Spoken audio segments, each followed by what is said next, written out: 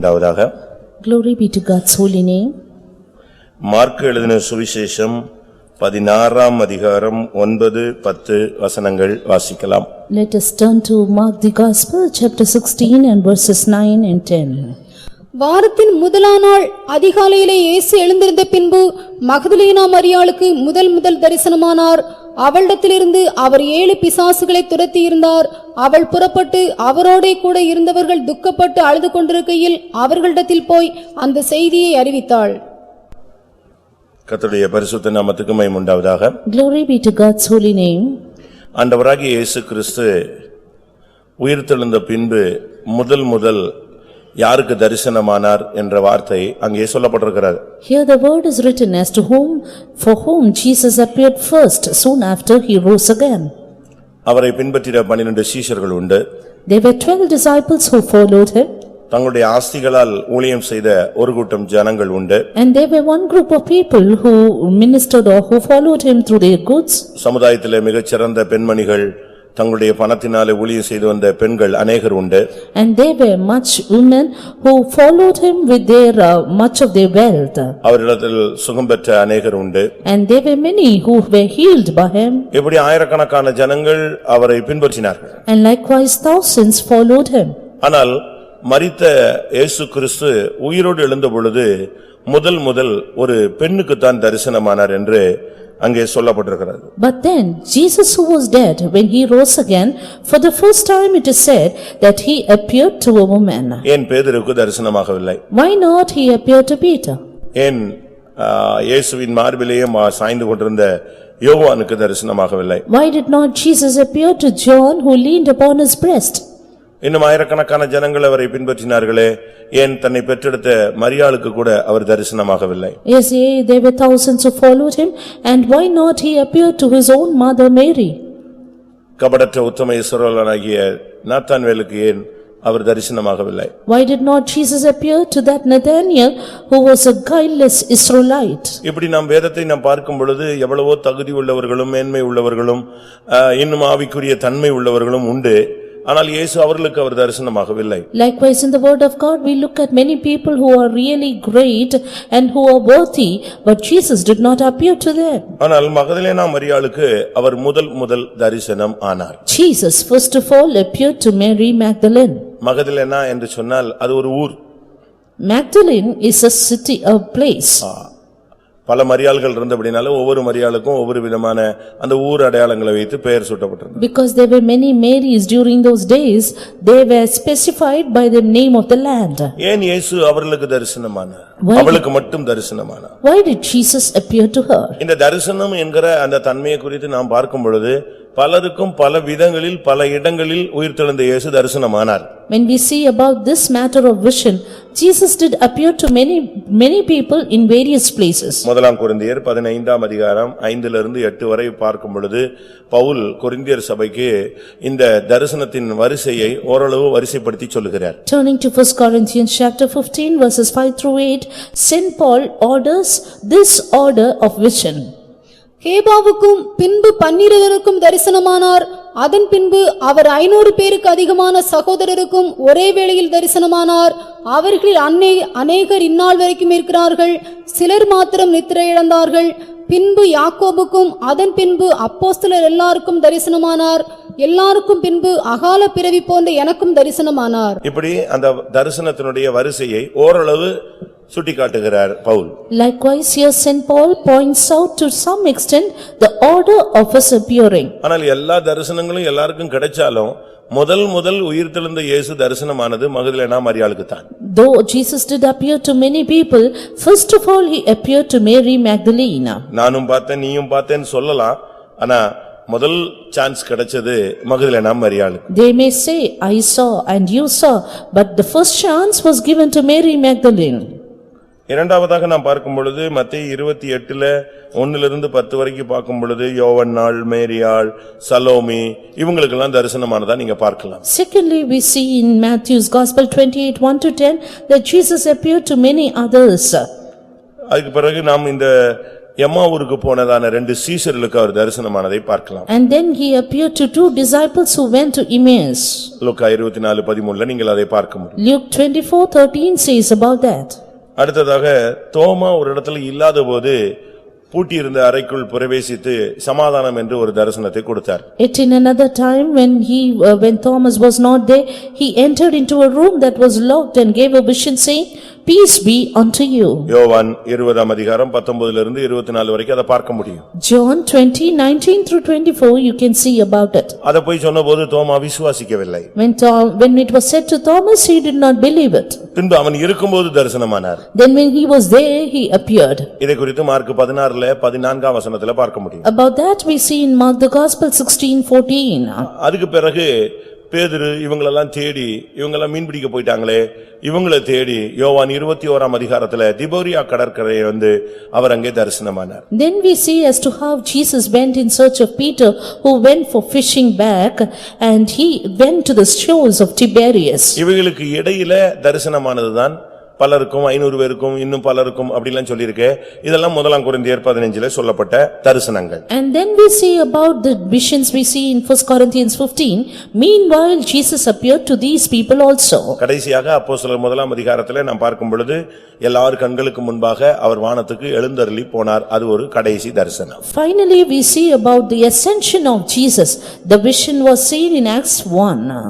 இதிலிருந்து என்ன விளங்கிக் கொள்கிறோம்? From this what do we understand? அவர் உயிர்த்தெழுந்தவராக தன்னை அநேகருக்கு உயிருள்ளவராக காண்பித்தார். As a risen Jesus, he showed himself alive to many. இதை குறித்து நாம் அப்போஸ்தலர் 1 நாம் பார்க்க முடியும். About this we see in Acts of the Apostle chapter 1. அப்போஸ்தலர் 1 நாம் பார்க்கும் பொழுது Chapter 1 of Acts 3 வசனம் பாருங்கள். verse 3. அவர் பாடுபட்ட பின்பு 40 நாளளவும் அப்போஸ்தலருக்கு தரிசனமாகி தேவனுடைய ராஜ்யத்துக்குரியவைகளை அவர்களுடனே பேசி அநேகம் தெளிவான திருஷ்டாந்தங்களினாலே அவர்களுக்கு தம்மை உயிரோடு இருக்கிறவராக காண்பித்தார். உயிரோடு இருக்கிறதாக காண்பிக்கிறதுக்கு தான் இந்த தரிசனங்கள். These visions are given that he might show that he is alive. இன்னைக்கு உங்களுக்கு தரிசனம் கிடைக்குதா?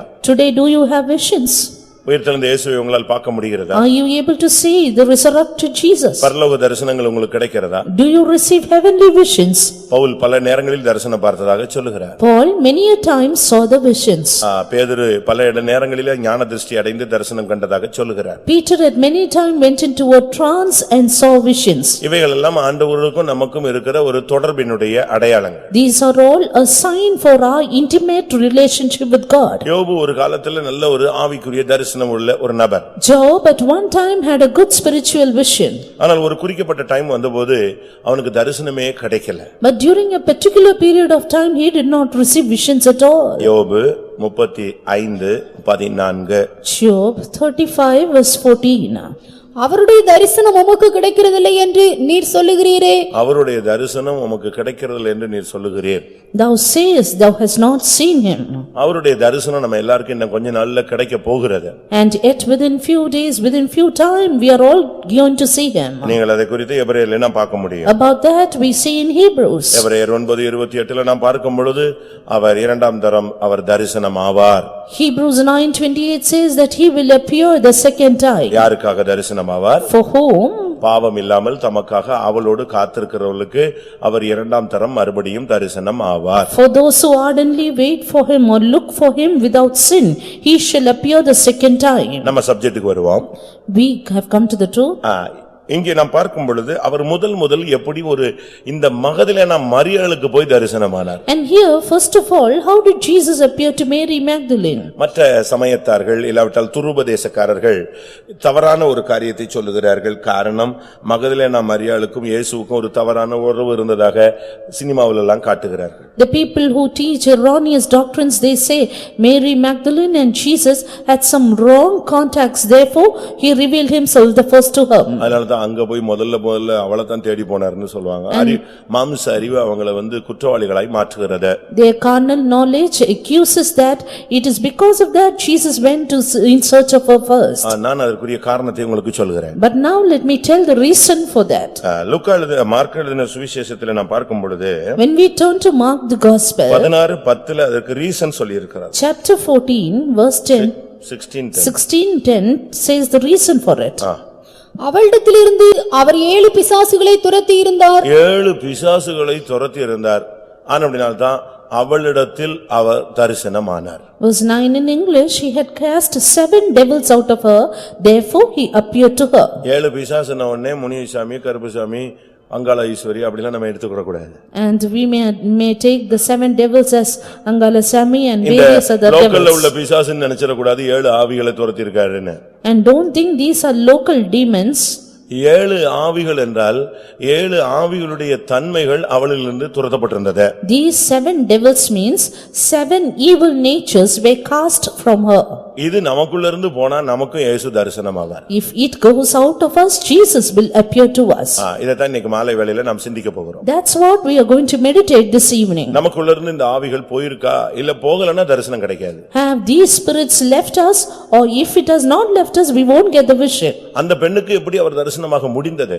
How could Jesus appear to that girl? பிசாசு பிடிச்சவனுக்கு இயேசு தரிசனமாக முடியுமா? Can Jesus appear to the demon possessed? பிசாசு போனாதான் தரிசனமாவார். Only if he casts the devils, he can appear. பிசாசு என்று சொல்லும் பொழுது அவனுக்கு பல குணங்கள் இருந்தாலும் 7 குணங்கள் முக்கியமானது. Devil has various evil natures, but 7 are important. அவனுக்கு இந்த உலகத்துல பல பெயர் கொடுக்கப்பட்டிருக்கிறது. There are various names assigned to him in the world. ஒரு இடத்துல அவன் பிசாசு என்று அழைக்கப்படுகிறான். At one stage he is called the devil. ஒரு இடத்துல சாத்தான் என்று அழைக்கப்படுகிறான். At other place Satan. ஒரு இடத்துல பழைய பாம்பு என்று அழைக்கப்படுகிறான். Yet in another place old serpent. ஒரு இடத்துல பெரிய வலு சர்ப்பம் என்று அழைக்கப்படுகிறான். Another place great dragon. ஒரு இடத்துல சோதனைக்காரன் என்று அழைக்கப்படுகிறான். In another place the tempter. ஒரு இடத்துல சத்துரு என்று அழைக்கப்படுகிறான். In another place the enemy. ஒரு இடத்துல பொல்லாங்கன் என்று அழைக்கப்படுகிறான். In another place the evil. ஒரு இடத்துல பெயல்செபூல் என்று அழைக்கப்படுகிறான். In another place Beelzebub. இப்படி சொல்லிட்டே இருக்கலாம். அவனுக்கு பைபிள்ல எத்தனையோ வித்தியாசமான டிசைன் டைட்டில்ல அவனுக்கு நேம் இருக்கிறது. Likewise Satan has various names allotted to him. அவனுக்கு என்ன சூழ்நிலையில எப்படி வெளிப்படணுமோ அந்த சூழ்நிலையில அப்படி வெளிப்படுவான். He appears in the situation as to how he has to do it for her. நான் அதை குறித்து இப்பொழுது உங்களுக்கு சொல்லிக் கொண்டிருக்க போறதில்லை. And now I am not going to tell about that. 7 பிசாசுகளை துரத்தி இருந்தார். But Jesus had cast 7 devils. இயேசு கிறிஸ்து இந்த உலகத்தில் இருக்கும் பொழுது ஒரு மனிதனுக்குள்ள இருந்து ஒரு ஆவி பேசினது. When Jesus was in the world, an evil spirit spoke out of a man. உன்னுடைய பெயர் என்ன அப்படினு கேட்டார். Jesus asked, "What is your name?" அது ஒரு ஆவி அல்ல. That was not one spirit. அதனால அது என்ன சொன்னது? What did he say? என்னுடைய பெயர் லேகியோன் என்று சொன்னது. My name is Legion. லேகியோன் என்பது ஒரு ஆவியினுடைய பெயர் அல்ல. Legion is not the name of one spirit. மிலிட்டரியில உள்ள ஒரு பட்டாலியனுடைய நேம் அது. It is the name of the battalion in a military. ஒரு நாட்டுல லேகியோன் என்று சொன்னால் 2000 படை வீரர்கள் சேர்ந்த ஒரு படை தொகுப்பு. In one land, in one country, this legion means 2000 soldiers in a battalion. இன்னொரு நாட்டுல லேகியோன் என்று சொன்னால் 6000 பேர் சேர்ந்த ஒரு group. In another country, 6,000 people, military people are called as legion. அதனாலதான் இந்த பிசாசு பிடிச்ச மனுஷன் உன் பேர் என்னன்னு உடனே அவன் 2000 பேருன்னு சொல்லிட்டு இருக்காம 6000 பேருன்னு சொல்லிட்டு இருக்காம மொத்தத்துல என்ன சொல்லிட்டான்? காமனா நான் லேகியோன். That is why this demon possessed man, he did not say we are 2000 or 6000, he commonly said my name is Legion. அதனாலதான் அந்த ஆவியை இயேசு கிறிஸ்து கடிந்து கொண்டபோது அது ஒரு ஆவியா இருந்தா ஒரு பன்னிக்குள்ள மட்டும் தான் போக முடியும். Therefore when Jesus rebuked that spirit, had it been one spirit, it would have entered into one swine. ஆயிரக்கணக்கான ஸ்பிரிட்டா இருந்ததனாலதான் ஆயிரக்கணக்கான எதுக்குள்ள போயிடுச்சு? பன்றிக்குள்ள போய்விட்டது. But there were thousands of spirits therefore entered into the whole herd of swine. நீங்க இதை விளங்கிக் கொள்ள வேண்டியது அவசியம். You need to understand it. அப்ப இந்த ஆவிகள் 1 2 அல்ல. Therefore these spirits are not 1 or 2. ஆனா இங்கே பார்க்கும் பொழுது இயேசு சொல்லுகிற அந்த வசனம் சொல்லுகிறது 7 பிசாசுகள் என்று சொல்லப்பட்டிருக்கிறது. But here the word of God clearly says 7 devils. அதிகமான பிசாசுகளை துரத்தி இருந்தால் அங்கதான் தரிசனமாகணும் என்று சொன்னா அவர் யாருக்கு தான் தரிசனமாகணும்? அந்த லேகியோன் பிடிச்சவனுக்கு தான் போய் என்ன செய்யணும்? அவர் தரிசனமாகணும். If it is said that he would appear to the one who from whom he cast out so many devils, Jesus should have appeared to that man who is possessed with legion. ஆனா 7 பிசாசுகளை துரத்தி இருந்தான்னு சொன்னா பிசாசினுடைய 7 முக்கியமான குணங்கள் அந்த தன்மைகளை அந்த பெண்ணிடத்திலிருந்து அவர் வேரோடு புடுங்கி துரத்தி இருந்தார். But here when it is said he has cast 7 devils, it means Jesus had rooted out 7 evil natures of the devil from the woman. நாமும் ஆயிரக்கணக்கான இல்லாவிட்டா நம்ம வாழ்நாள் முழுசும் ஈஸ்டர் சர்வீஸை தாண்டிக்கிட்டே வரலாம். We too may cross so many Easter service in our life. ஆனா இயேசு வரும்பொழுது நமக்கு தரிசனம் ஆகணும்னா பிசாசினுடைய 7 தன்மைகள் நம்மை விட்டு விலகி இருக்க வேண்டும். But if Jesus should appear to us when he comes, then 7 attributes of the devil should be gone away from us. அவனுடைய தன்மைகளை நாம் புரிந்து கொள்ள வேண்டும். And we need to understand those attributes. நீங்கள் ஏசாயால பார்க்கும் பொழுது அதிகாலையின் மகனாகிய விடிவெள்ளி என்று தமிழ்ல சொல்லப்பட்டிருக்கிறது. Looking into Isaiah, in Tamil it is said son of early morning, that is son of the morning. இங்கிலீஷ்ல வந்து அதுக்கு லூசிபர்னு சொல்லிருக்கு. And in English it is called Lucifer. அதுக்கு இன்னொரு அர்த்தம் morning star. Another name of it is morning star. ஆனா இந்த லூசிபருடைய உண்மையான குணம் தெரியாம அநேகர் லூசிபர்னு பேர் கூட வைக்கிறாங்க. Many people not knowing the true attribute of this Lucifer, they call their children as Lucifer. அவங்களுடைய அந்த தாட் என்னன்னா லூசிபர்னா என்ன அர்த்தம் அப்படின்னு பாக்குறாங்க. Morning star. உடனே அவங்க என்ன செய்றாங்க, அதிகாலையின் விடிவெள்ளி அப்படின்னு சொல்லி அதுக்கு பேர் வச்சிரறாங்க. They just see the meaning of the word Lucifer, it means morning star, therefore they immediately call their children like that. சிவகாசியில லூசிபர் மேட்ச் ஃபேக்டரினா இருக்கு, இப்பவும் இருக்கு. In Sivagasi even today there is the Lucifer match factory. அவங்களுக்கு என்னது அது morning star, அவ்வளவுதான். அது மட்டும் தான் அவனுக்கு தெரியும். அவன் விழுந்து போன மார்னிங் ஸ்டார்னு தெரியாது. They just know the word means morning star, they don't know that it is a fallen morning star. இன்றைக்கு இந்த தன்மைகள் நம்ம விட்டு வெளியே போகணும். Today these qualities should be gone out of us. இந்த 7 தன்மைகளை நமக்கு எல்லாருக்கும் தெரியும், ஆனா பக்திக்காக நாம் பார்க்கலாம். All of us know these 7 attributes, but today let us look it for edification. பிசாசுனுடைய ஃபர்ஸ்ட் அப்பியரன்ஸ், அதாவது முதல் அவனுடைய வெளிப்பை இன்ட்ரோ듀ce பண்ணும்போது எப்படி வெளியே வர்றான் பைபிள்லன்னு பாருங்க. Let us see as to how devil introduces himself firstly. ஆதியாகமம் 3:1. Genesis 3:1. தேவனாகிய கர்த்தர் உண்டாக்கின சகல காட்டு ஜீவன்களை பார்க்கிலும் சர்ப்பமானது தந்திரமுள்ளதாயிருந்தது. தந்திரம், Subtle. முதலாவது அவனுடைய சுபாவம் தந்திரம். The first quality of the devil is subtlety. ஒரு தேவனுடைய பிள்ளை இந்த தந்திரத்தை ஜெயிச்சிருக்கணும். A child of God should prevail over subtlety. இந்த தந்திரமான சுபாவம் நம்ம விட்டு துரத்தப்பட்டாதான் நமக்கு ஆண்டவருடைய தரிசனம் கிடைக்கும். Only if the subtle nature is gone out of us, we will have the vision of God. இந்த மார்க்கத்துல வந்துட்ட பிறகு நாம் தந்திரம் உள்ளவர்களாக இருக்கக்கூடாது, பிசாசின் தந்திரத்தை மாட்டிக்கொண்டவர்களாக இருக்கக்கூடாது. After coming into this path, we should not be subtle, neither be caught in the subtlety of the devil. ஒரு சிலர் பாருங்க எப்பவும் அந்த நரித்தனத்திலேயே தான் இருப்பாங்க, கன்னிங்லயே தான் இருந்துட்டு இருப்பாங்க. Some people are always cunning like the fox. அவங்க கோயிலுக்கு வந்தா கூட அதுவும் தந்திரமா தான் இருக்கும். Even they coming to the church is cunning. அது பிசாசினுடைய ஒரு முதல் வெளிப்பாடு அதுதான். That is the first quality, the introduction of the devil. இந்த தந்திரம் உனக்குள்ளேயும் இல்லாவிட்டா மற்றவங்களுக்குள்ள உங்கள் மூலமா வெளிப்பட்டுச்சுன்னு சொன்னா அநேகர் கெட்டு போய்டுவாங்க. If that quality is revealed in you and through you, many people will be defiled. ஒரு சிலர்லாம் தந்திரமா தங்களுடைய வீடுகளில் நடக்கறாங்க. Some people walk subtly in their houses. ஒரு சிலர் சபைக்குள்ள தந்திரமாய் நடக்கறாங்க. Some people are more deceptive in the churches. ஊழியங்கள்ல ஒரு சிலர் தந்திரமாய் உண்டு. Some of the servants of God are subtle even. 2 கொரிந்தியர் 11:3 என்ன சொல்லப்பட்டிருக்கிறது? What is it said in 2 Corinthians 11:3? சர்ப்பமானது தந்திரத்தினாலே ஏவாளை வஞ்சித்தது. As serpent beguiled Eve through his subtlety. ஒரு தேவனுடைய பிள்ளைக்குள்ள இந்த தந்திரத்தின் ஆவி இருக்கவே கூடாது. A child of God should never have the spirit of subtlety. அதை இப்ப நம்ம புதுசா இப்ப நம்ம மாடர்ன் வேர்ல்ட்ல பாக்கும்போது டெக்னிக்னு சொல்றோம். But in the modern world, this world is called technical. டெக்னிக்கா ஜெயிக்கிறது பெரிய காரியம் அல்ல, ஆனா அதுக்காக ஒருத்தனை ஏமாத்தி தான் பொழைக்கணும்ங்கிறது கட்டாயம் அல்ல. Walking in a technical manner is not something good, at the same time is not evil, at the same time you should not deceive anyone. பிசாசின் தந்திரங்களை நாம் அறிந்து செயல்பட வேண்டிய ஒரு கட்டம். We are come to a stage we have to work knowing the deceptions of the devil. 2 கொரிந்தியர் 2 அதிகாரம் 11 வசனத்திலே பிசாசின் தந்திரங்களை நீங்கள் அறியாதவர்கள் அல்லவே என்று சொல்லப்பட்டிருக்கிறது. 2 Corinthians 2:11 says, for we are not ignorant of the devices of the devil.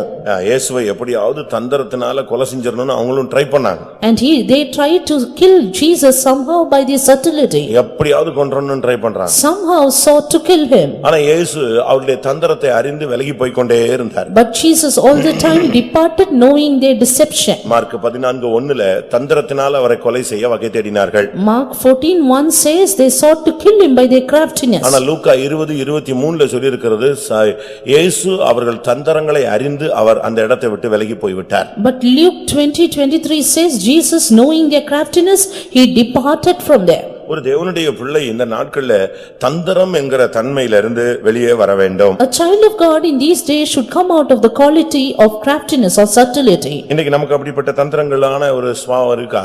Today, do we have the nature of subtleness? இந்த நரி போய் காக்காட்ட அழகா பேசி காக்கா எதை விட்டுடுச்சே வடைய விட்டுடுச்சுன்னு உலகத்துல சொல்லுவாங்க. The fox subtly, craftily talked to the crow and finally the crow left the vadai. அதே போலதான் நம்மள அநேகர் ஏமாத்தப்பட்டுறோம். So is it many of us are deceived and we deceive also. அவன் மிகவும் தந்திரசாலி. He is very subtle. அவன் பேசுறதே ரொம்ப டெக்னிக்கா தான் பேசுவான். And he speaks technically. அது நம்ம ரொம்ப கவனமா இருக்கணும். We have to be very watchful about it. நீங்க சபைக்குள்ள வந்துட்ட பிறகு கூட உபதேசத்துல சில தந்திரமான காரியங்களை மத்தவங்க உங்ககிட்ட பேசுவாங்க. Even after coming to the church, some people may subtly speak about the matters of doctrine. அப்போ டாக்டரின்ஸ்ல உங்களுக்கு ஒரு தெளிவு இருக்கணும். Therefore, you need to have a clearness in doctrine. எபேசியர் 4:14 பார்க்கும் பொழுது Turning to Ephesians 4:14. தந்திரமுள்ள போதகம் என்று சொல்லப்பட்டிருக்கிறது. It is said about the crafty, cunning doctrine. எபேசியர் 4:14. நாம் இனி குழந்தைகளாயிராமல் மனுஷருடைய சூதும் வஞ்சிக்கிறதுக்கு ஏதுவான தந்திரமுள்ள போதகமாகிய பலவித காற்றினாலே. தந்திரமுள்ள போதகம், Cunning doctrine. அன்னைக்கு பாருங்க அந்த சாத்தான் அருமையா சர்ப்பம் பேசினது. Here we see the serpent spoke subtly. அந்த ஒரு 2 நிமிஷம் தான் பேசியிருக்கோம். He just spoke 2 minutes. மணிக்கணக்கெல்லாம் பேசவே இல்ல. Not hours together. பேசினது 2 வசனம் தான். Just 2 words. One word question தான் பேசினான். He spoke the one word question. ஆண்டவர் ஏதாவது சொன்னது உண்டோ? Did God say anything? அவ்வளவுதான். ஃபர்ஸ்ட் பாயிண்ட்லயே அவ கவுந்துட்டா. And with that first point they were out. அடுத்தவன் சொல்றான் அது நீங்க அத புசிச்சிட்டீங்கன்னா தேவனை போல ஆயிருவீங்கன்னு அவருக்கு தெரியும். Then he said, he knows that if you will eat of it, ye shall be as gods. எவ்வளவு நேரம் பிரசங்கம் பண்ணா? How long did he give the sermon? தந்திரமான பிரசங்கத்துக்கு மணிக்கணக்கான பிரைன் வாஷ் பண்ண வேண்டிய அவசியம் இல்லை. Crafty sermons need not have the hours together of brainwashing sermon. 2 வார்த்தை கரெக்ட்டா பேசினா போதும் நீங்க குழம்பி போய்டுவீங்க. Just exactly 2 words is enough and you will be mesmerized. அதுதான் அங்க நடந்தது. That happened there. முதலாவது அவன் தந்திரம் உள்ளவன். First of all, he is subtle. அந்த கேரக்டர் நமக்கு வரக்கூடாது. And that nature should not come into us. தயவு செய்து அப்படிப்பட்ட கேரக்டர் இருந்தா அது துரத்தப்பட்டால் தான் உங்களுக்கு இயேசு தரிசனமாவார். If we have that character, only if it is cast out, Jesus will appear to us. தந்திரத்தை வச்சு நீங்க அழகா நல்ல பேர் எடுக்கலாம். With cunningness, you may gain a good name. தந்திரத்தை வச்சு அநேகரை ஏமாத்திரலாம். With craftiness, you may deceive many. ஆனா தந்திரத்தை வச்சு இயேசுவை தரிசிக்க முடியாது. But with subtlety, you cannot see Jesus. அதை நீங்க முதலாவது கற்றுக்கொள்ள வேண்டும். You have to first of all learn it. தந்திரத்தினால மனைவியை ஏமாத்தலாம், புருஷனை ஏமாத்தலாம், ஒரு மனைவியை வச்சுக்கிட்டு இன்னொரு மனைவியை வச்சுக்கலாம், அப்படியே டெக்னிக்கலா போயிட்டே இருக்கலாம், அழகா போலாம். ஏன்னா பாம்பு அப்படி வளைஞ்சு வளைஞ்சு வளைஞ்சு போகும், அழகா போயிடும். With your subtlety, you may deceive your wife or husband.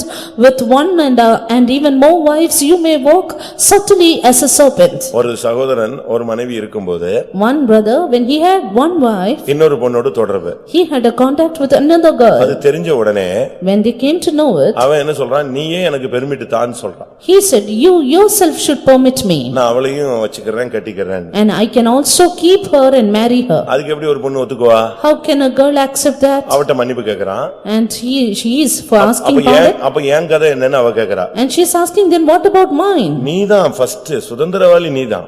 You are the first, you are the heir. நீ இருந்துக்க. You should be here. அவளும் இருந்துட்டு போட்டு. And let her also be here. இதுக்கு நீயும் சம்மதிக்கணும். And today you should permit me for that. அப்படினு சொல்லிட்டு saying that, அதுக்கு ஒரு 7-8 விசுவாசிகளை சப்போர்ட் பண்றான். he called for his support 7 and 8 believers. அதுக்கு ஒரு 7-8 விசுவாசிகள் போய் என்ன பண்றது, தப்பு நடந்து போச்சு, இப்ப நீ எப்படியாவது வாழணும், அதனால நீ கண்டுக்காத. And 7 or 8 believers, they came and said, somehow the mistake is done, therefore you just wink at it. உனக்கு தான் முதல் உரிமை. And the first inheritance is for you. இப்படி எல்லாம் பேசி பண்ணா கடைசில ஓம்பிள்ளைக்கு இப்படி ஆயிடுச்சுன்னா இதே மாதிரி ஃபர்ஸ்ட் உரிமை அப்படித்தான் செகண்ட் உரிமை வச்சுக்கலாம்னு பேச முடியுமா? They talk like that. Finally, if their own children are fallen into that slit, then will they be speaking like this? தயவு செய்து இந்த தந்திரங்களை நாம் கண்டுபிடிக்க வேண்டும். Let us find out such kind of subtlety. பிசாசின் தந்திரங்களை எதிர்த்து நிற்க திராணி உள்ளவர்களாகும்படி சர்வாயுத வர்க்கங்களை தரித்துக் கொள்ளுங்கள் என்று சொல்லப்பட்டிருக்கிறது. It is said, put on the whole armor of God that he might be able to withstand the wiles of the devil. அதில் நீங்க சரியான விதத்துல சத்தியத்தை புரிந்து கொள்ளணும். எபேசியர்ல 6:11 இந்த வார்த்தை சொல்லப்பட்டிருக்கிறது. பிசாசின் தந்திரங்களை நீங்கள் என்ன செய்யணும்? எதிர்த்து நிக்கணும், ஃபேஸ் பண்ணணும் டைரக்டா. Ephesians 6:11 says, you should be able to face the wiles of the devil directly. அந்த பொண்ணு உடனே சொல்லிட்டா, சரி அப்படின்னா அவ வேணா என்னைய விட்டுருந்து உடனே ஒதுங்கி போயிட்டா. And immediately she left the place, she vacated and she removed. தந்திரத்துக்குள்ள நீங்க சிக்கி இருந்தால், நீங்கள் ஒருவேளை தந்திரமான சுபாவம் உங்களுடைய பழக்கமா இருந்தா, அது போனாதான் நீ செத்து போயிட்டா கூட இயேசு வரும்பொழுது உயிரோடு எழும்பி அவரை தரிசிப்பாய். Only if your cunning nature is removed from you, even if you die, you will be able to see Jesus when he appears. அந்த ஸ்பிரிட் இருந்துச்சுன்னா நீ இருக்கும்போது கூட ட்ரம்பட் அடிச்சா உன்னால தரிசிக்க முடியாது. But if the spirit continues in you, even if he appears when you are alive, you cannot see him. இரண்டாவதாக, Secondly, இந்த ஆவியினுடைய இந்த இரண்டாவது பிசாசுன்னு சொல்லுகிறது என்ன? the second devil, what is it? இல்லாவிட்டா இரண்டாவது அந்த பிசாசுனுடைய முக்கியமான தன்மை என்ன? The second important quality of the devil, மோசம் போக்குதல், deceiving இல்லாவிட்டால் வஞ்சித்தல், or deception, இல்லாவிட்டால் பெருமையாய் யோசிக்க வைத்தல், or making others to be puffed up. இதை நீங்க விளங்கிக் கொள்ள வேண்டியது அவசியம். We need to understand this. ஆதியாகமம் 3:13. Genesis 3:13. அப்பொழுது தேவனாகிய கர்த்தர் ஸ்திரீயை நோக்கி, நீ இப்படி செய்தது என்ன என்றார். ஸ்திரீயானவள், சர்ப்பம் என்னை வஞ்சித்தது, நான் புசித்தேன் என்றாள். எப்படி? சர்ப்பம் என்னை வஞ்சித்தது. The serpent beguiled me. வஞ்சிக்கிற சுபாவம், The nature of deceiving. தந்திரம் ஒரு பகுதி, வஞ்சித்தல் ஒரு பகுதி. Subtlety is one side, deception is another. இது இன்னொரு விதத்துல பார்க்கும் பொழுது, It's turning to another way of this. வெளிப்படுத்தல் 12:9. Revelation 12:9. உலகம் அனைத்தையும் மோசம் போக்குகிற பிசாசு என்றும், உலகம் அனைத்தையும் மோசம் போக்குதல், deceiving the whole world. இந்த மோசம் போக்கும் ஒரு சக்தி, வஞ்சிக்கிற ஒரு சக்தி. This power of deception, this power of beguiling. இதை ஏசாயா 14 பார்க்கும் பொழுது, When we turn about this in Isaiah 14, பெருமையினுடைய தாக்குதல் அந்த லூசிபருக்கு வந்தது. we see Lucifer was attacked by pride. நான், I. அந்த நான் என்கிற உன்னதமானவருக்கு ஒப்பாவேன், நான் அந்த என்னுடைய சிங்காசனத்தை கொண்டு போய் நான் அவருக்கு இருக்கிற இடத்துல வடதிசையில வைப்பேன். இப்படிப்பட்ட வார்த்தைகள் அவனை வஞ்சித்து விட்டது. And words like I will exalt my throne, I will be like the most high, all these deceived him. நீங்க யோசிச்சு பாருங்க. You just think over. இந்த பெருமை, வஞ்சித்தல், மோசம் போக்குதல் எல்லாமே அண்ணன் தம்பி மாதிரி தான். Pride, deception, beguiling, all these are siblings. அந்த சர்ப்பம் பேசும்பொழுது என்ன பேசுச்சு தெரியுமா? You know what the serpent spoke? நீங்கள் அதை புசிக்கும் நாளில் தேவனைப் போல மாறுவீர்கள். On the day that ye eat thereof, ye shall become as அது gods. தேவனுக்கு தெரியும். God knows that. டக்குன்னு தேவனை போல ஆவோன்னு சொன்ன உடனே அந்த பெருமை உள்ள வந்துருச்சு பாருங்களேன், வேகமா போய் புடிங்கி சாப்பிட்டாச்சு. And see, when he said, you shall be as gods, that pride came in and soon she took of it. ஆதியாகமம் 3:4-5. Genesis 3:4 and 5. அப்பொழுது சர்ப்பம் ஸ்திரீயை நோக்கி, நீங்கள் சாகவே சாவதில்லை, நீங்கள் இதை புசிக்கும் நாளிலே உங்கள் கண்கள் திறக்கப்படும் என்றும், நீங்கள் நன்மை தீமை அறிந்து தேவர்களைப் போல் இருப்பீர்கள் என்றும் தேவன் அறிவார் என்றது. அப்பொழுது உடனே ஸ்டார்ட் பண்ணிட்டாவ தன்னுடைய ஊழியத்தை. Soon she started her ministry. உடனே போய் விழுந்து குட்டிச்சோராயிட்டா. Soon she fell into the deception. நீங்க யோசிச்சு பாருங்க. You just think over. இதுக்குள்ள மறைஞ்சிருக்கிறது ஒரு வஞ்சனையின் ஆவி. It is the spirit of deception that is hidden here. இதைத்தான் முதலாம் தீமோத்தேயு 2:14 பவுல் பேசும் பொழுது, ஆதாம் வஞ்சிக்கப்படவில்லை, ஏவாளே முதலாவது வஞ்சிக்கப்பட்டாள்னு சொல்றான். That is what in 1 Timothy 2:14 Saint Paul says, Adam was not deceived, but the woman being deceived. எப்படி வஞ்சிக்கிற ஒரு ஆவி பாருங்க. How the spirit of deception works. அப்படியே ஏமாத்தி, தந்திரம் ஒரு பகுதி, தந்திரம் உள்ள வார்த்தைகள் அது. The deceptive words. ஆனா இது வஞ்சிக்கிறது. But here, and the subtle words and the deception here. நீங்க யோசிச்சு பாருங்க, தேவனுடைய மிகப்பெரிய திட்டம் அன்னைக்கு அப்படியே நொறுங்கி ஒண்ணுலாம போயிடுச்சு. See, on that very day, the great plan of God was broken to pieces. இவனுக்காக இவ்வளவு பெரிய உலக பூமி, and such a great earth, இவனுக்காக இவ்வளவு பெரிய சூரியன், such a big sun for him, இவனுக்காக எவ்வளவோ சிருஷ்டிப்புகள், so many creation just for this man, எல்லாம் பண்ணி வச்சிட்டு கடைசில பாத்தீங்கன்னா எல்லாம் வேஸ்ட்ங்கற மாதிரி, and doing everything, finally it all became in vain. எப்படி இருக்கும்? How would it be? மொத்தமா கொலாப்ஸ் ஆயி போயிடுச்சு. Everything collapsed in a second. ஆண்டவரே திகைச்சிட்டாரு, இப்படி விழுந்துட்டானே. God himself was perplexed as to how man fell. நீங்க யோசிச்சு பாருங்களேன். You just think over. இன்னைக்கு அநேக இடங்கள்ல இப்படித்தான் இந்த பிசாசு வஞ்சிக்கிறான். Today serpent has beguiled many like this. எத்தனையோ பேருடைய வாழ்க்கை வஞ்சிக்கப்பட்டு போயிடுச்சு. He has destroyed the lives of many. அது மாத்திரமல்ல, Not only that, நமக்குள்ள இந்த சுபாவம் இருக்கா? and thus is this nature found in us. ஏமாத்துறது, Deceiving பண விஷயத்துல, in money matters, வேலை விஷயங்களில. in job matters. நான் ஒரு பெண்ணை பார்த்து சொன்னேன், I told a girl, நீ ஏன் பார்த்த உடனே எல்லாத்தையும் பார்த்து சிரிச்சுக்கிட்டே அலையற? why are you smiling at everyone and walking? அது என்ன character? What nature is that? உன்னை பத்தி நான் வித்தியாசமா கேள்விப்படுறேன். I hear something wrong about you. அப்ப அந்த பிள்ளை சொல்றா, Then she said, அவளுக்குள்ள இருக்கிற ஆவியை பாருங்க. look at the spirit in her. நான் சும்மா சிரிப்பேன், அவனுங்க கொஞ்ச நாள் பைத்தியம் பிடிச்சு என் பின்னால சுத்தட்டும் தான். I just smile because that others might be deceived and roam after me. என்னை எவ்வளவு பேர் ஏமாத்திருக்கானுங்க. How many people I have deceived? அதனால நான் இப்போ அதே மாதிரிதான் அவனுங்களே பைத்தியம் முடிச்சு சுத்த வைக்கிறதுக்கு தான் சிரிச்சிட்டு போயிட்டு இருக்கேன். In order to make others mad and roam about me, I am doing this. எப்படி இருக்கும் பாருங்களேன். Just think over. பழி வாங்குற ஒரு வஞ்சிக்கிற ஒரு ஆவி. The spirit of deception which takes revenge. இப்ப பாருங்க, நெட்ல எல்லாம் நீங்க பாத்தீங்கன்னா, Facebookல எல்லாம் பாத்தீங்கன்னா 60 வயசு ஆளு 16 வயசுன்னு நோட்ல குடுக்குறான். இதுங்க 14 வயசு பின்னாலேயே போகுது. And you can see as to how in the Facebook, in the net, you see 60-year-old man, he goes after 14-year-old girl. அப்படிதானே? உண்மைதானே? Is it not true? இன்னைக்கு அநேகர் இப்படிதான் இருக்கிறாங்க. Today many are like that. போன வாரம் நான் பேப்பர்ல படிச்சேன். Last week I happened to read in a newspaper. மாமனார் வந்து சொல்றாரு, என் பொண்ணோட நீங்க வாழுவீங்களா வாழ மாட்டீங்களா? The father-in-law is saying, will you live with my girl or not? நான் வாழணும்னு தான் கல்யாணம் கட்டினேன். I married her to live. ஆனா இப்ப இந்த நெட், Facebook இதுல நான் இறங்கின பிறகு எனக்கு உங்க மகளோட வாழ்றதுக்கு எனக்கு டைம் இல்ல. But after I went into the Facebook and the net, now I have no time to live with your girl. நீங்க என்ன சொல்றீங்களோ அதுக்கு நான் அமௌண்ட்டை கட்டி செட்டில்மென்ட் பண்ணி ஒதுங்கிடுறேன். எனக்கு இனிமேல் எந்த பெண்ணுமே தேவையில்லை. எனக்கு எது போதும்? லேப்டாப் போதும். Now whatever be the amount you ask for, I will settle it with you. I no more need a girl, I just want a laptop. இது ஒரு spirit. This is an evil spirit. அதோட இந்த பிள்ளையோட வாழ்க்கை மண்ணா போயிச்சா? And with that the girl's life is gone. வஞ்சிக்கிற ஒரு ஆவி. Spirit of deception. மோசம் போக்கும் ஒரு ஆவி. Spirit of beguiling. பெருமையின் ஒரு ஆவி. Spirit of pride. இதெல்லாம் நமக்குள்ள இருந்து போகாம இயேசுவை மகிமையில தரிசிக்க முடியாது. Unless these spirits leave us, we cannot see Jesus in his glory. அந்த புனிதமானவரை தான் சந்திக்கணும்னா நமக்கு ஒரு புனிதம் தேவை. In order to meet that sacred man, we need sacredness. அப்படிதானே? Is it not? சரிதானா? மணவாளனை சந்திக்கணும்னா நீ யாரா இருக்கணும்? மணவாட்டியா இருக்கணும். To meet the bridegroom, you need to be a bride. இல்லனா நம்ம அந்த பாக்கியத்தை பெற்றுக்கொள்ள முடியாது. Else we cannot receive the privilege. இன்னைக்கு அநேகர் வஞ்சிக்கப்பட்டு போகிறார்கள். Today many are deceived. இந்த வஞ்சிக்கிற ஆவி அநேகரை இழுத்து கொண்டு போயிடுது. Deceptive spirit is dragging many people. அந்த அனனியாவை குறித்து பைபிள்ல சொல்லும் பொழுது, about Ananias it is said in the word of God, வஞ்சிக்கப்பட்டான் தான் சொல்லிருக்கு. he was deceived. அந்த காணிக்கை கொடுக்கிறது கூட அவன் ஏமாத்துனா வஞ்சிச்சிட்டான்னு சொல்லுது. And even in that matter of giving that offering, he deceived, it is said. அப்போஸ்தலர் 5:2. Acts 5:2. தன் மனைவி அறிய அவன் கிரயத்திலே ஒரு பங்கை வஞ்சித்து வைத்து, தன் மனைவி அறிய கிரயத்தில் ஒரு பங்கை வஞ்சித்து வைத்தான்.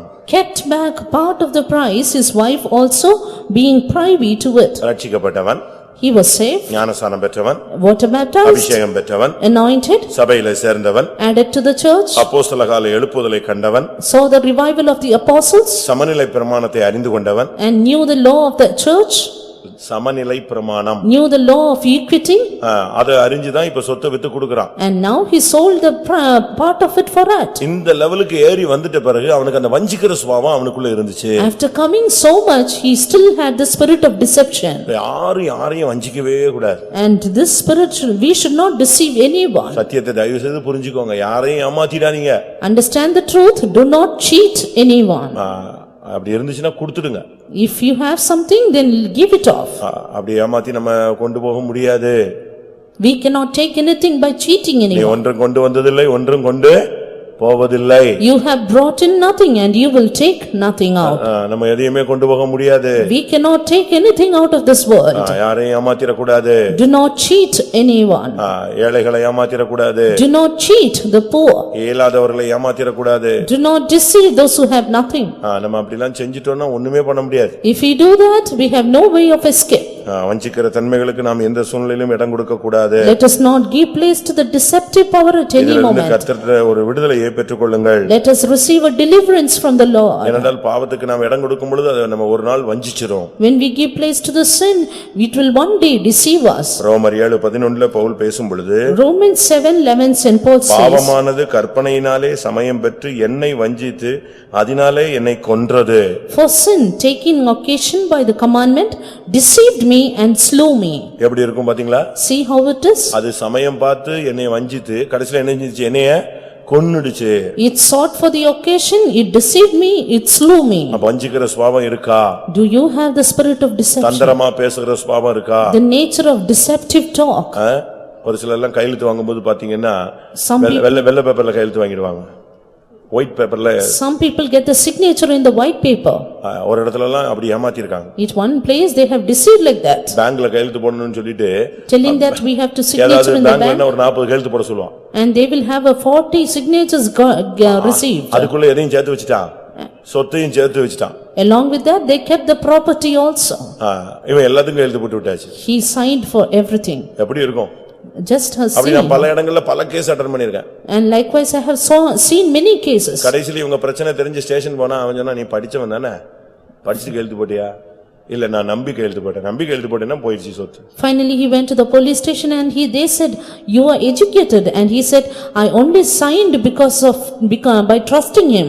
மூன்றாவதாக And thirdly வெளிப்படுத்தல் 12:10 Revelation 12 அவனுடைய third dimension, his third nature, பிசாசுனுடைய third dimension, மூன்றாவது அவனுடைய பரிணாம தன்மை, third dimension of the devil. அப்பொழுது வானத்திலே ஒரு பெரிய சத்தம் உண்டாகி, இப்பொழுது இரட்சிப்பும் வல்லமையும் நமது தேவனுடைய ராஜ்யமும் அவருடைய கிறிஸ்துவின் அதிகாரமும் உண்டாயிருக்கிறது. இரவும் பகலும் நம்முடைய தேவனுக்கு முன்பாக நம்முடைய சகோதரன் மேல் குற்றம் சுமத்தும் பொருட்டு அவர்கள் மேல் குற்றம் சாட்டுகிறவன் தாழ தள்ளப்பட்டு போனான். மூன்றாவது இவனுடைய third அவன் எப்படி வெளிப்படுறான்னா குற்றம் சாட்டுகிற தன்மை. The third way devil introduces himself is the nature of accusing. அந்த ஸ்பிரிட் தயவு செய்து நமக்குள்ள வந்துடவே கூடாது. We should never have that spirit into us. பக்கத்துல உள்ளவங்கள குற்றம் சாட்டுவாங்க. And வேலை பக்கத்து வீட்டுக்காரங்களை குற்றம் சாட்டுவாங்க, அண்ணன் நம்பியை குற்றம் சாட்டுவாங்க, வீட்டுல சபையில இப்படியே போய் கடைசில விசுவாசி ஊழியக்காரங்க கடைசில சொல்லுவாங்க ஆண்டவர் மேலேயே குற்றம் சாட்டுவாங்க. They accuse their neighbors, they accuse their siblings, and then the church, the believers, the servants of God, finally God himself. இது பிசாசுனுடைய ஒரு சுபாவம். This is the nature of the devil. இரவும் பகலும் குற்றம் சாட்டுவான். He accuses day and night. நீங்க நினைக்கிறீங்க ஒரு நாள் 4 மணி ஜெபத்துக்கு போகாம நீ தூங்கிட்டேன்னு நினைச்சிட்டு அடுத்த 4 மணி 1 நிமிஷத்துல இவன் கம்ப்ளைன்ட் கொடுப்பான், ஏங்க உங்க ஆளு என்ன செய்யல, இன்னைக்கு ஜெபத்துக்கு போகல. அப்போ புதிய கிருபை அவனுக்கு கிடையாது. You just think I have missed the 4 o'clock praising because I slept. But the next moment he goes to God and accuses saying he has missed the praising, therefore no grace for him. தேவனிடத்திலிருந்து ஒரு நன்மை உனக்கு வரக்கூடாது, அதுக்காக அவன் மேல குற்றச்சாட்டை போட்டுட்டே இருப்பாங்க, சொல்லிட்டே உண்மையான குற்றச்சாட்டை தான் சொல்லிட்டே இருப்பான். He keeps on giving the true accusation that you may receive no benefit from God. இந்த குற்றச்சாட்டு ஆவி நம்மட்ட இருக்கா? Do we have the spirit of accusation? இருக்கா? Do we have? தயவு செய்து அந்த ஸ்பிரிட்டை உங்களை கொண்டு போய் வெளியே கொண்டு போயிருங்க. Kindly get rid of the spirit. ஆதாம கேட்ட உடனே ஏவாளை சொன்னான். When Adam was asked, he pointed out to Eve. ஏவாளை கேட்ட சர்ப்பத்தை சொன்னான். Eve accused the serpent. எப்படி இருக்கும்? See how it is? இப்போ யாரும் சொல்ல வேண்டியதில்லை, நமக்கு அந்த சுபாவம் வந்துருச்சு. And now nobody need to say that nature has come into us itself. பிசாசு உட்கார்ந்து அழுதுகிட்டு இருந்துச்சான். Was the serpent crying? ஏன் அழுதுகிட்டு இருக்கேன்னு கேட்டான். And he is asking, why are you crying? அது ஆவி சொல்லிச்சான், இந்த பெந்தேகோஸ்காரன் எல்லாம் செஞ்சதெல்லாம் அவனே செஞ்சுக்கிறான், இப்ப நான் ஒன்னும் அவனை டிஸ்டர்ப் பண்ண வேண்டியதில்லை, அவனே எல்லாம் செய்யறான். பட் யாராவது விசாரிச்சா பயங்கர இந்த பிசாசு போராட்டத்துலதான் இப்படி ஆகி போச்சு அப்படின்னு சொல்றான். நான் என்ன பண்ணேன், அவன் தான் செய்யறான் எல்லாமே. The devil said, at first I deceived, but now the person himself is doing everything, and now if anybody asks him why did he do that, he is putting the blame upon me. அவன் இப்ப ஒதுங்கிட்டான், இப்ப நம்மாலே அவனா மாறிட்டான். Now the devil is getting aside, but our people become one of us. அப்படிதானே? Is it not? Correct தானே? Time ஆக ஆக எப்படி ஒருவன் இயேசுவுக்குள்ள வந்து இயேசுவை போல மாறுறானோ அதே மாதிரி பிசாசு ஒருத்தனுக்குள்ள வந்துருச்சுன்னா டைம் ஆக ஆக அவன் பிசாசாவே ஆயிருவான். As days goes by, as a man of God changes just like Jesus, even so a man of the devil, he changes to be just like devil. யோவான் 6:70. John 6:70. இயேசு அவர்களை நோக்கி, 12 உங்களை நான் தெரிந்து கொள்ளவில்லையா?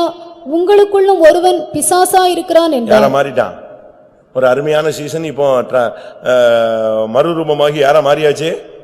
பிசாசா மாறிட்டான். Beloved disciple transformed to become a devil. இவன் அதுக்கு பிறகு என்ன ஊழியம் செஞ்சாலும் இவனுக்கு தரிசனம் கிடையாது, ஊழியம் கிடையாது, பிரதிபலன் கிடையாது. After that, whatever been the ministry that he did, he had no vision and no reward either. குற்றஞ்சாட்டுகிற ஆவி உங்களுக்குள்ள வந்துருச்சா? Has the spirit of accusation penetrated into you? அந்த குற்றஞ்சாட்டுற வேலையை நிப்பாட்டு. Stop accusing அது others. பிசாசு செய்ய வேண்டிய வேலை, அது ஊழியக்காரன் செய்ய வேண்டிய வேலை அல்ல, விசுவாசி செய்ய வேண்டிய வேலை அல்ல. That is the work of the devil and not the work of a servant of God or a believer. அவன் செய்யற வேலையை நீ ஏன் செய்யற? Why do you do the work of the devil? ரோமர் 2:1 என்ன சொல்லுகிறது? What does Romans 2:1 say? ரோமர் 2:1 என்ன சொல்லுகிறது? Romans 2:1, what does it say? ஆகையால் மற்றவர்களை குற்றவாளியாக தீர்க்கிறவனே, நீ யாரானாலும் சரி, போக்கு சொல்ல உனக்கு இடமில்லை. நீ குற்றமாக தீர்க்கிறவைகள் எவைகளோ அவைகளை நீயே செய்கிறபடியால் நீ மற்றவர்களை குறித்து சொல்லுகிற தீர்ப்பினாலே உன்னைத்தானே குற்றவாளியாக தீர்க்கிறாய். அதுதான், நீ குற்றம் சாட்டி சாட்டி கடைசில நீ குற்றவாளியா மாறிடுவ. You keep on accusing, judging others, finally you become the faulty person. இதை குறித்து இயேசு என்ன சொன்னாரு? About this, what did Jesus say? மத்தேயு 7 அதிகாரம் முதல் 3 வசனங்களை பார்க்கும் பொழுது, Matthew's Gospel, chapter 7, verses 1-3. நீங்கள் குற்றவாளிகள் என்று தீர்க்கப்படாதபடிக்கு மற்றவர்களை குற்றவாளிகள் என்று தீர்க்காதிருங்கள். பாத்தீங்களா எவ்வளவு தெளிவா இருக்கு. உன் கண்ணுல ஒரு பெரிய உத்தரத்தை வச்சுட்டு அடுத்தவங்க கண்ணுல இருக்கிற துரும்ப தேடிட்டு இருக்கற. Keeping such a big beam in your eye, why do you seek for the mote in your brother's eye? இன்னைக்கு எத்தனை பேருக்கு இந்த ஆவி இருக்கிறது? Today how many of you have the spirit? சிலர்லாம் பாருங்க வாழ்க்கையை தொலைச்சிட்டாங்க. And some people have lost their life. என்னன்னு கேட்டீங்கன்னா, If you ask them N why, புருஷன் சரியில்லை, என் புருஷன் சரியில்லை, என் புருஷன் சரியில்லை, 20 வயசுல கல்யாணம் கட்டிட்டு 70 வயசு வரைக்கும் 50 வருஷம் வரைக்கும் இதே ரைம்ஸ் தான். getting married at 20 until 70, that is even all these 50 years, they have the same rhyme, my husband is not right. இதே மாதிரி ஒரு சில புருஷர்களும் இதே பாட்டை பாடுறாங்க. Likewise, some husbands sing the same chorus. என்னைக்கு நான் கட்டினனோ, என்னைக்கு வந்து வாச்சாலோ, இல்லாவிட்டா கட்டி வச்சாங்களோ, அதுல இருந்து நாம் படுற பாடுமா. ஆனா இப்படியே சொல்லிட்டு தான் இருக்கணும். ஆனா இவங்களுக்கு இயேசுவின் தரிசனம் கிடைக்காது. He says, I suffer so much from the day I married. They keep on telling this, but they will have no vision of Jesus. அவங்க சொல்லுவாங்க, They will say, விவரம் தெரியாம என்னைய கட்டி வச்சிட்டாங்க இந்த ஆளுக்கு. and this man got married without anyone. இவங்களுக்கு பிறந்த பிள்ளை சொல்லும், இந்த குடும்பத்துல வந்து என்னைய பிறக்க வச்சிட்டாரு. And the child born to them will say, God made me to be born in this family. இப்படி சொல்லிட்டே இருக்க வேண்டியதான். They keep on blaming like நாம் this. யாரும் கரையேற மாட்டோம். And nobody of us will come to the shore. குற்றம் சாட்டுகிற ஆவி நம்ம மேல வரக்கூடாது. Spirit of accusation should not come into us. யார் மேலயும் நம்ம குற்றம் சாட்டக்கூடாது. We should not put blame upon anyone. அந்த கேரக்டர் நீங்க விட்டுருங்க.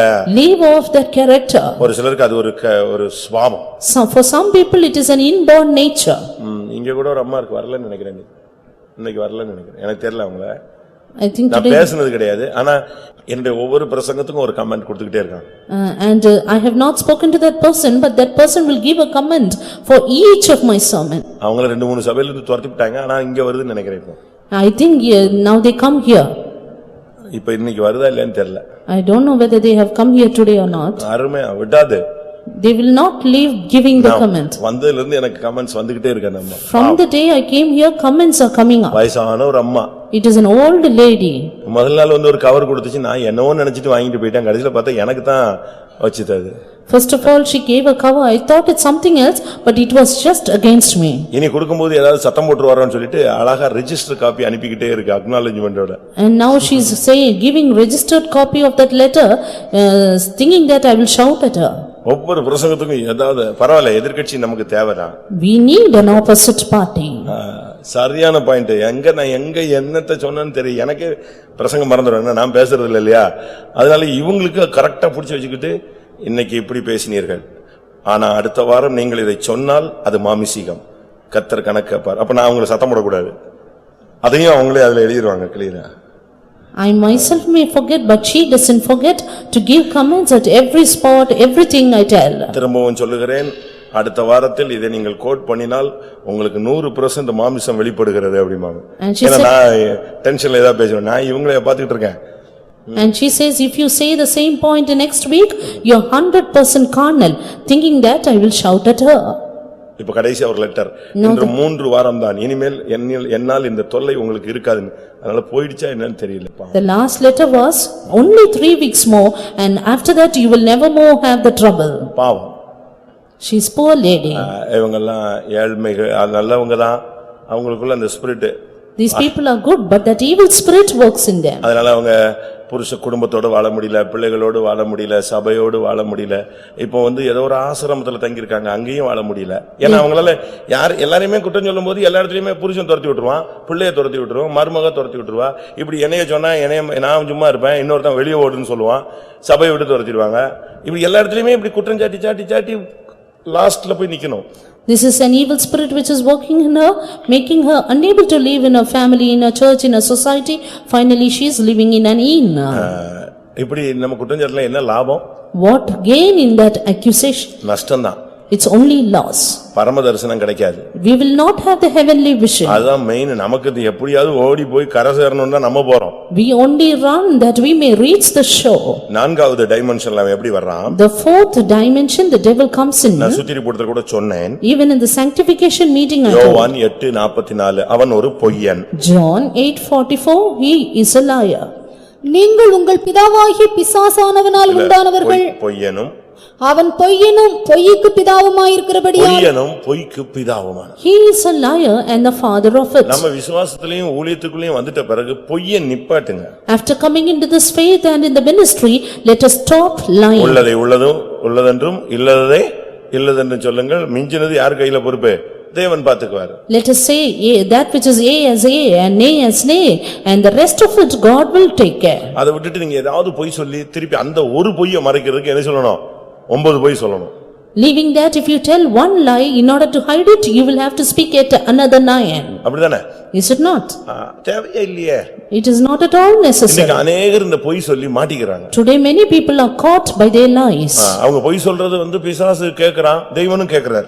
The devil as well God hears their lie. Gehazi போய் நாகமன்ல இருந்து பொருட்கள் வாங்கிட்டு வந்துட்டான். We see about Gehazi, he getting all the gifts from Naaman. இவன் வேலை செய்யற ஆள் அவன் ஒரு ஃபயர்.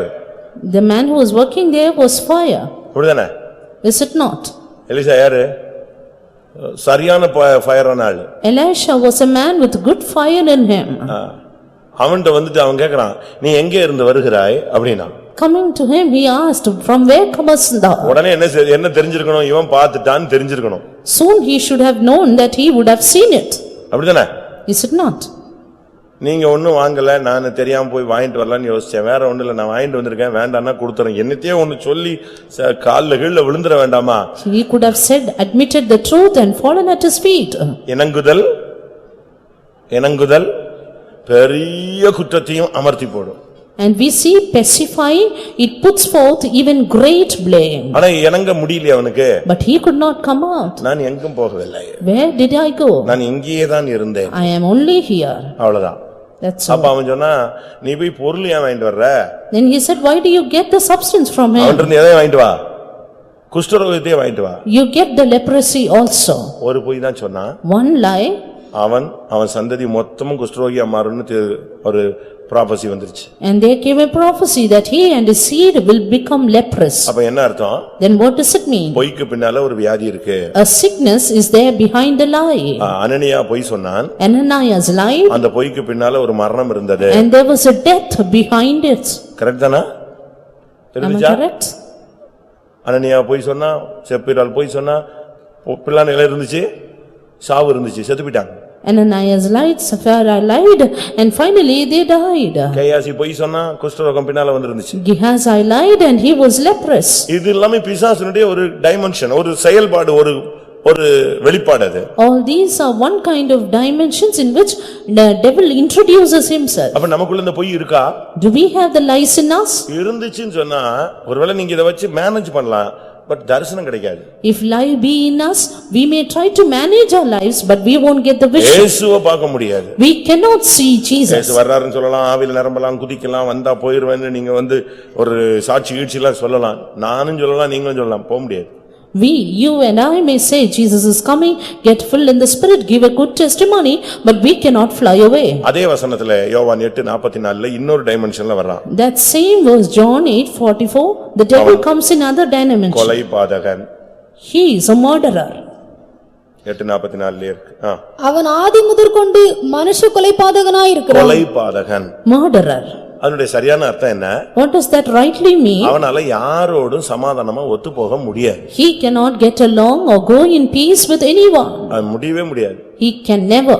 அவனால யாரையும் நேசிச்சு போகவே முடியாது. He cannot love anyone and get along. அவனால நேசிக்க முடியாது. அவனால மனுஷனையும் நேசிக்க முடியாது, தேவனுக்கு நேசிக்க முடியாது. He cannot love man, neither God. கண்ட சகோதரனிடத்தில் அன்பு கூறாதவன் காணாது தேவனிடத்தில் எப்படி அன்பு கூறுவான்? He that loveth not his brother whom he hath seen, how can he love God who is invisible? ஆண்டவரை நேசிக்கிறேன்னு சொல்லிட்டானா உலகம் குப்பையாயிருமே.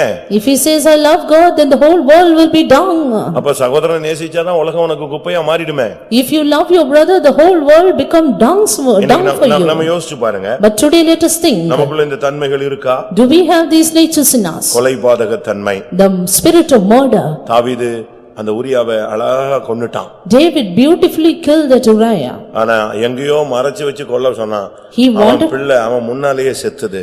He wanted him to be killed secretly, but his own child died before him. அதெல்லாம் பயங்கரமான ஒரு கொடூரமான கொலை. Those were terrible murder.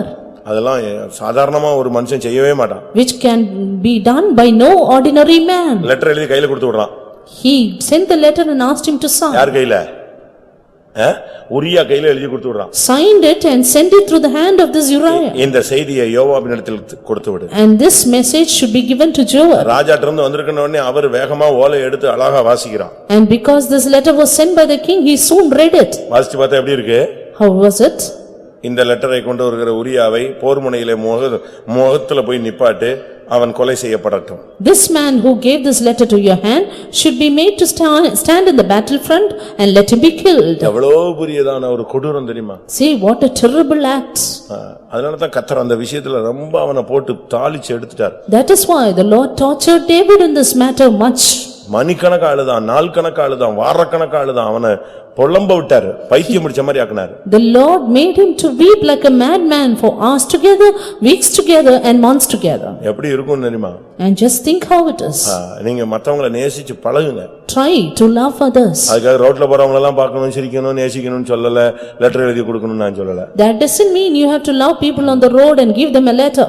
அந்த scheme நான் பேசுறது கிடையாது. I am not speaking about that at all. உன்னை நேசிக்கிறது போல் பிறனை நேசிப்பாயா? Love your neighbor as thyself.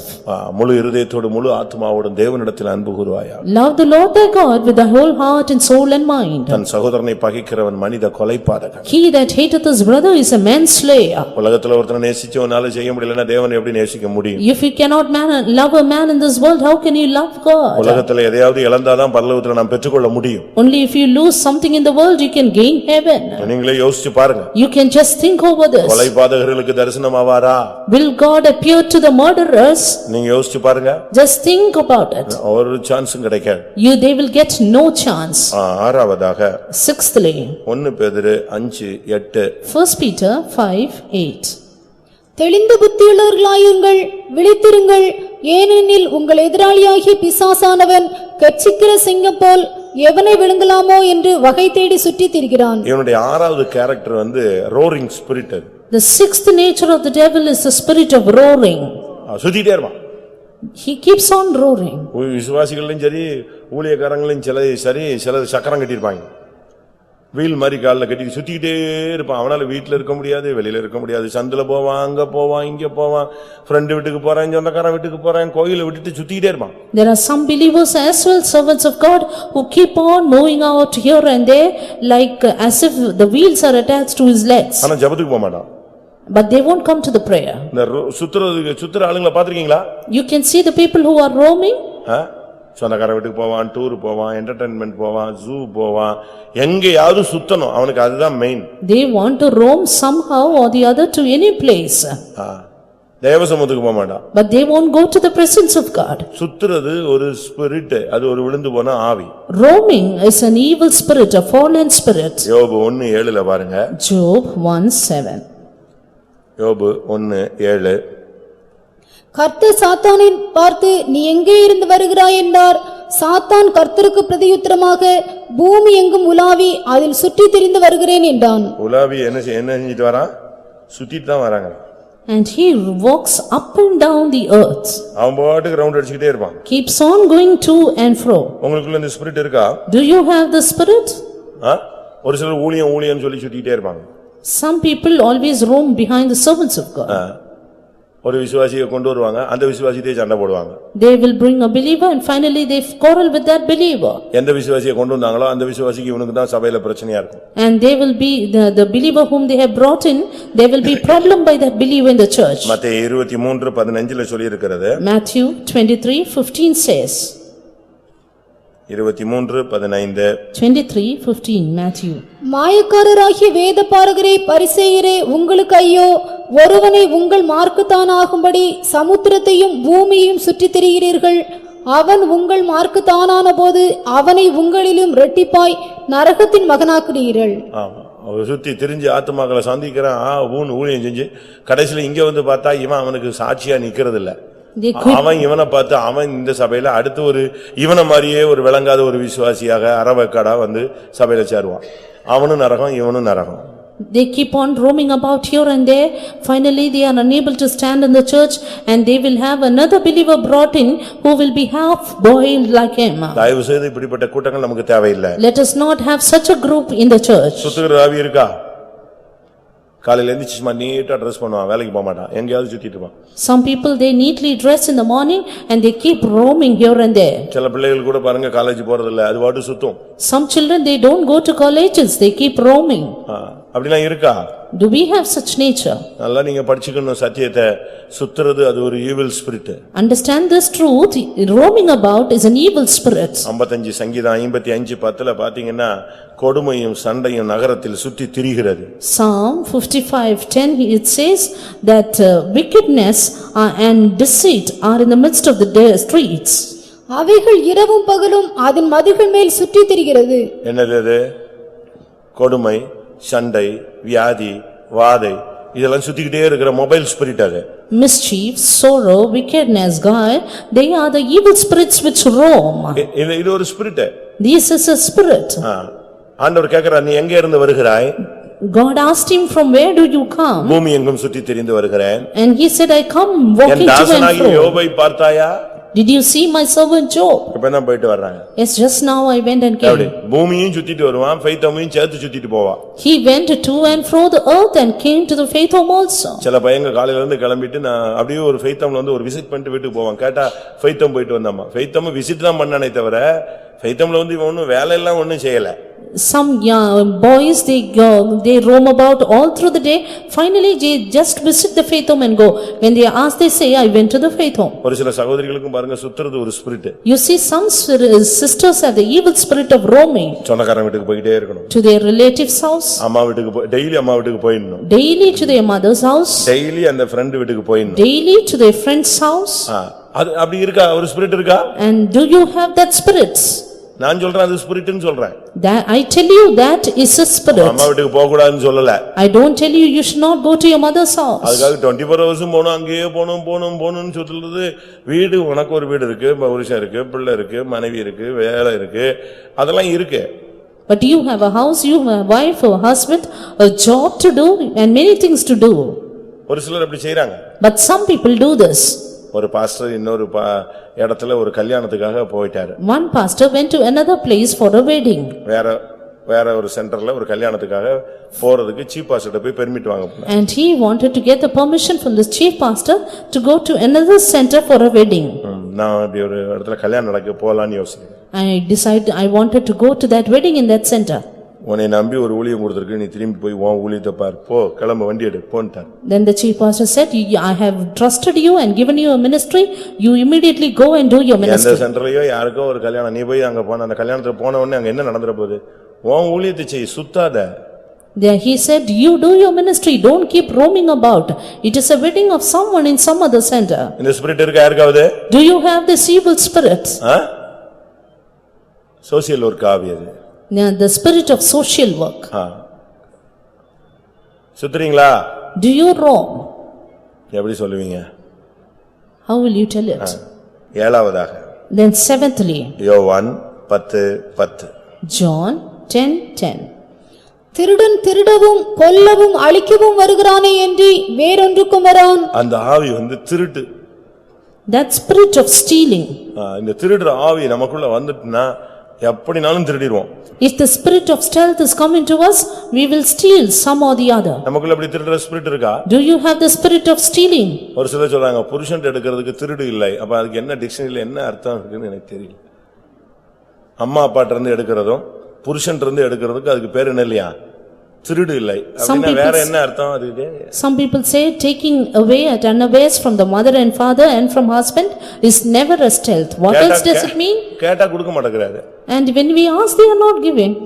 அதனால பையன் என்ன செஞ்சுக்கறான்? Therefore the boy, அவன் எடுக்க வேண்டியதை எடுத்துக்கறான். he slowly takes it out. பொண்ணு எடுக்க வேண்டியதை எடுத்துக்குது. And the girl also takes it. மனைவி எடுக்க வேண்டியதை எடுத்துக்கறா. The wife also takes it. குடிகார புருஷன் மனைவிட்ட கேட்டு பார்க்கறான், கிடைக்கலன உடனே அவனே எடுத்துக்கறான். The drunkard husband, he asks the wife and if she doesn't give, he takes. ஒருத்தர் சொல்றாரு, இப்ப ரட்சிக்கப்பட்டாரு. One person recently saved. அவர் என்ன சொல்றாரு? What did he say? என் மனைவி நான் வீட்டுக்கு வந்துட்டாலே ஒளிச்சு வச்சிருவா காசு. ஏன்னா நான் அப்ப குடிப்பேன். எப்படியாவது காசு எடுத்துட்டு போய் குடிச்சிருவேன்னு சொல்லிட்டு ஒளிச்சு வச்சிருவா. If I come to the house, my wife would she would hide the money because I would somehow take and drink. எனக்கு அந்த டைம் வந்த உடனே குடிக்காம இருக்க முடியாது. But when the time comes, I cannot refrain from drinking. எப்படி இவட்ட கேட்டா தரவும் மாட்டா. And she won't give me if I ask her. ஸ்தோத்திரம் பண்ணிட்டே போய் ஒரு டப்பாவை தரவா, கரெக்ட்டா அந்த டப்பால தான் காசு இருக்கும். I will keep on praising God and open a box and I can see the money there. உடனே கண்டுபிடிச்சிட்டீங்களான்னு சொல்லிட்டு அடுத்த நாள் வேற டப்பால எங்கயாவது ஒளிப்பா. அப்படியே ஜெபிச்சிட்டே சோத்திரம் போன உடனே அதை எடுத்துருவாங்க. And soon seeing that I have found it out, she will keep in another box. Next day I will praise God and I will find it and அதே மாதிரி drink. இந்த உலகத்துல திருடுறவன் நான் திருடிட்டு உனக்கு காணிக்க போடுறாங்கற மாதிரி நம்ம ஆளுங்களும் திருடர்களா இருந்து அதையும் கொண்டு வந்து காணிக்க கொடுத்துட்டு போயிடுறான். It is like the people in the world, they steal and give the offering. So is our people, they steal and give the offering. திருடுனா கானான் கிடைக்காது, இல்லாவிட்டால் தகப்பன் வீட்டுக்கு போக முடியாது.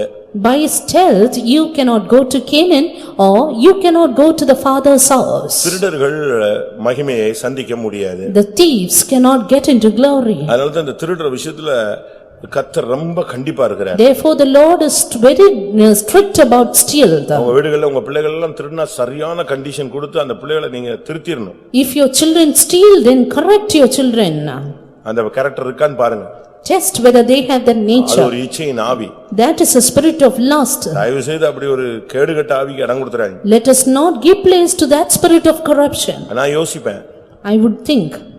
பேதுருட்ட இருந்து ஆவியை துரத்துனவர் யூதாசை விட்டுட்டாரு. கொஞ்சம் அதே ட்ரீட்மெண்ட் இவனுக்கு கொடுத்திருந்தா இவனு நெஞ்சிருப்பான், சரியா இருப்பான். ஆனா அதுக்கு பிறகு படிச்சு பார்த்தா இவன் பிசாசுட்ட போய் என்ன ட்ரீட்மெண்ட் கொடுக்கிறது? Jesus who rebuked Peter, if he had rebuked Judas, he would have been set right. But then I thought, he is a devil and what treatment can be given him? அவன் திருடன், அவனை எப்படி treatment கொடுக்கிறது? He is a thief and what treatment can be given him? யோவான் 12:6 யூதாச திருடன்னு Bible சொல்லுது. John 12:4 says about Judas as a thief. 12:6. அவன் தரித்திரரை குறித்து கவலைப்பட்டு இப்படி சொல்லாமல் அவன் திருடனானபடியினாலும் பணப்பையை அவன் யாரவன்? யூதாசை பத்தி பைபிள் சொல்லுது திருடன் சொல்லுது. Judas a thief. திருடனை ஒண்ணுமே பண்ண முடியாது. And after that you cannot do anything with him. அவனை இயேசுவை எப்படி பிலாத்து கைகழுவி விட்டானோ அதே மாதிரி யூதாஸ் அவர் கைகழுவி விட்டுட்டார். As to how Pilate washed his hands from Jesus, he washed his hands from Judas. ராகேல் திருடனபடினால் அவளால அந்த தகப்பன் வீட்ல சேர முடியல. And because of that they could not reach the father's house. ஆதியாகமம் 31:30 லாபான் ஒரு அருமையான क्वेश्चन பண்றான். Genesis 31:30 Laban gave a beautiful question. உன் தகப்பன் வீட்டுக்கு நீ போகலாம், ஆனா திருடிட்டு போவாத. You can go to your father's house but don't go by stealing. இப்பொழுதும் உன் தகப்பனுடைய வீட்டின் மேலுள்ள வாஞ்சையினால் நீ புறப்பட்டு போகிறதானால் போகலாம், என் தெய்வங்களை ஏன் திருடி கொண்டு போகிறாய் என்று கேட்டான். திருடிட்டு நீ பிதாவின் வாசஸ்தலத்துக்கு போக முடியாது, போக கூடாது. By stealth you cannot go to the father's mansions, you cannot go like that. ஒரு சிலர் வீட்லயே திருடிறாங்க. Some people steal in their house itself. நியாயாதிபதிகள் 17 ஒரு அம்மா 1100 வெள்ளி காசு வச்சிருந்துச்சு, பையனே திருடிட்டான். அந்த அம்மாக்கு பையன் தான் திருடினான்னு தெரியாம மொத்த கெட்ட வார்த்தையும் பேசி சாபம் போட்டுடுச்சு. Judges 17 we see as to how a mother had the silver coins and her own son he took away by stealth, but not knowing that it was her son, she cursed him. அப்படிதானே? Is it not? யோசேப்பை வித்தது 20 வெள்ளிக்காசு, இயேசுவை வித்தது 30 வெள்ளிக்காசு. இந்த அம்மா தொலைச்சது 1100 வெள்ளிக்காசு. எப்படி சும்மா இருக்கும்? நம்மாலே 100 ரூபாய் தொலைச்சிட்டாலே அதுக்கு ஒரு நாள் உபவாசம் போட்டு கூட ஜெபிக்கிறான். எப்படியாவது வாங்கிடணும் அந்த 100 ரூபாயை. And we see that Joseph was sold for 30 pence and Jesus for 20 and Joseph for 30 and Jesus for 20 and now this mother had this 1200. யோசேப்பை 20 வெள்ளிக்காசுக்கு வித்தார்கள். And they sold Joseph for 20 pieces of silver. இயேசுவை 30 வெள்ளிக்காசுக்கு வித்தார்கள். Jesus for 30 pieces of silver. இப்ப அந்த அம்மா தொலைச்சது 1100 வெள்ளிக்காசு. This mother had 1200 shekels of silver. அப்படிதானே? Is it not? 1100 and 1100. என்ன நடந்துச்சு தெரியுமா? Finally what அந்த happened? அம்மா போட்ட சாபத்தை கேட்டு அந்த பையன் ஓடி வந்து அம்மா இந்த அத வச்சிக்கன்னு கையில கொடுத்துட்டான். And hearing the curse of his own mother, he came and gave it back to his mother. நான் எடுத்துட்டேன், தெரியாம எடுத்துட்டேன். நீ இப்படி ஒரு சாபம் போடுவேன்னு சொன்னா தொட்டுக்கவே மாட்டேன். It is I who took it unawares. Now I did not think that you would curse me so much. இன்னைக்கு பிரசங்கம் முடிச்ச உடனே தரிசனம் வேணும்னா நீங்க வீட்ல போய் புருஷன்ட்ட கொடுத்துருவீங்களா? அதான் காலி ஆயிடுச்சு, வீட்டுக்கு தானே செலவழிச்சிருக்கோம். Today, soon after the message, will you go and give it back to your husband? You would have already spent it. ஆனா தரிசனம் கிடைக்கணும்னா இந்த 7th டைமென்ஷன் நம்மட்ட இருந்து விடுதலை ஆகணும். But to receive the vision, you need to be delivered from the 7th dimension. எல்லாரும் கண்களை மூடுவோம். Let us all close our eyes. அந்த பெண்ணிடத்திலிருந்து 7 பிசாசுகளை இயேசு துரத்தி இருந்தார். Jesus had cast 7 devils from the woman. தரிசனமானார்னு சொல்லிட்டு அப்படியே போயிட்டு இருக்கலாம்.